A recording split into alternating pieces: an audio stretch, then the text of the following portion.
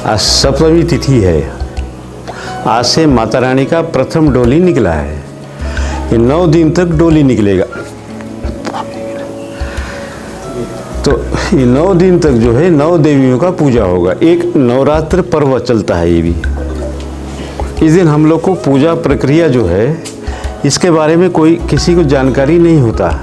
हम लोग गुप्त पूजा जैसा गुप्त नवरात्र चलता है ना, ऐसी गुप्त पूजा करते हैं हम लोग। हमारे पूजा के बारे में भी किसी को भी मालूम नहीं है। हम लोग गुप्त पूजा करते हैं 9 दिन तक। 10वें दिन में फिर होलिका दहन होगा। 9वें दिन में होलिका दहन होगा। उसके बाद फिर हम लोग फिर 10वें दिन में होली खेलेंगे। उसके बाद फिर सारी प्रक्रिया समापन फिर हो जाएगा माता रानी का। हाँ, आज प्रथम देवी का आज प्रथम पूजा होगा शैलपुत्री का। फिर उसके बाद फिर वो प्रथम शैलपुत्री है, फिर ब्रह्मचारिणी है, चंद्रघंटा है। ये सभी देवियों का 9 दिन तक पूजा होगा। 9 दिन पूजा हो जाएगा। उसके बाद फिर हम लोग पूजा संपन्न कराएंगे। प्राय यहाँ उड़ीसा से हो गया, गिरोला परगना हो गया, कोंडागांव परगना हो गया, नारायणपुर परगना हो गया, यानी सभी यहाँ 800 से 900 देवी देवताओं का यहाँ आगमन होगा। तब फिर उन सारी देवी देवता हैं यहाँ सभी सम्मिलित होंगे। तब माता रानी का पूजा पाठ सब संपन्न होगा। नहीं, हमारी देखिए, हमारी बस्तर की आराध्य देवी है ये। इसके बिना तो यहाँ पत्ता भी नहीं हिलता किसी का। तो बस्तर के टोटल कितने क्षेत्र में रहता ही देवी देवता, सब देवी देवताओं के यहाँ आगमन होगा। और फिर हम लोग फिर उस सभी देवी देवताओं का अलग अलग पूजा पाठ करते हैं हम लोग। जैसा लौंडीगुड़ा परगन हो गया, गिरोला परगन हो गया, कोसा गुमडा है, पल्ली है, वो क्षेत्र हो गया। तो हम लोग को उनका अलग पूजा करके उनको विदाई देना पड़ता है। और यहाँ के जितने भी देवी देवता हैं अभी देखिए, कोंटा, सुकमा, ये जितने भी क्षेत्र से आएंगे देवी देवता, तो हम तो पूजा पाठ तो उनका करते ही हैं प्रतिदिन, लेकिन विदाई के दिन हम लोग को अलग अलग पूजा करके उनको विदाई देना पड़ता है।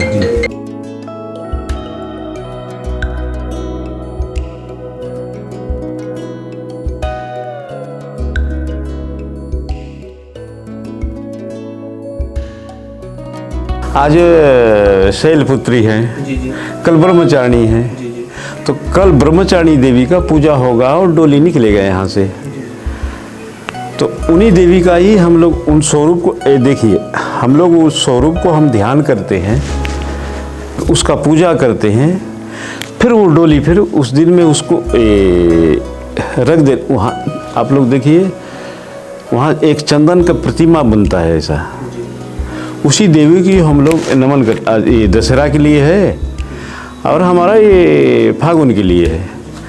तो अलग अलग देवी का, ये 9 देवियों का अलग अलग स्वरूप में हमको पूजा करना पड़ता है। उस स्वरूप में पूजा करके फिर डोली निकलती है यहाँ से। हाँ, मैं बता दे रहा हूँ। देखिए 12 लंकुआर भी माई जी का डोली निकली। उसमें 12 लंकुआर के बिना मेरा भी नहीं चलता है कुछ। वो सेवादार हैं मेरे। तो जितना भी कहाँ कितना सेवा करना पड़ता है। देखिए उसमें कलार है, कुमार है, नाइक है, सम्रत है, पुजारी है, ये आने जितने 12 लंकुआर जितने हैं, सबकी सहभागिता यहाँ होती है। उनके बिना मैं भी नहीं चल सकता ना। तो अभी सब माई जी का पूजा संपन्न होने के पश्चात मेरे पास आएंगे। अब मेरा एक परंपरा चलती है, उनको जो भी मेरे तरफ से राशि बनता है वो 4 आना, 8 आना, जैसा भी सबको मैं विदाई कर दूंगा। तो अपने अपने घर को जाते हैं।